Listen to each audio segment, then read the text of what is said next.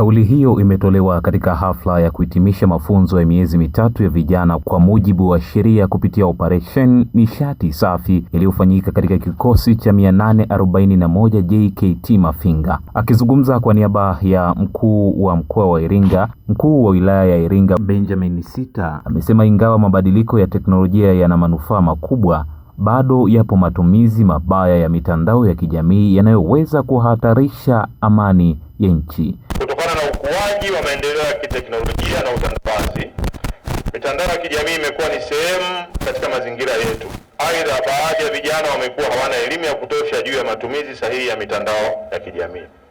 Lakini pia niwakumbushe, mwaka huu ni mwaka wa uchaguzi ambapo Oktoba 29 Watanzania watachagua viongozi pamoja na rais, wabunge, madiwani. Kila Mtanzania mwenye sifa ya kupiga kura atumie haki yake ya msingi kupiga kura kuchagua viongozi. Aidha, tujitahidi kudumisha amani, utulivu katika kipindi hicho muhimu kwa taifa letu.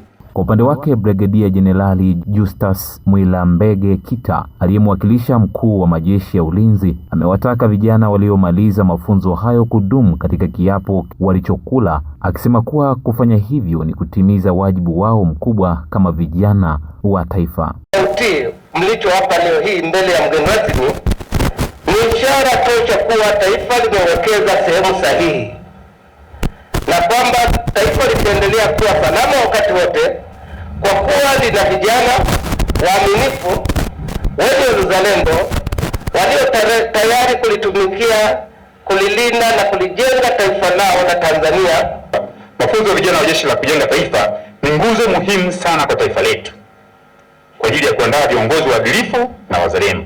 Hivyo ni vizuri kwa Watanzania wakaendelea kuyaenzi na kuyaendeleza kwa maslahi mapana ya nchi yetu badala ya kuyabeza. Hata hivyo, viongozi hao wamesisitiza kuwa taifa linawategemea vijana kama nguzo ya kulinda amani, mshikamano na maendeleo ya taifa.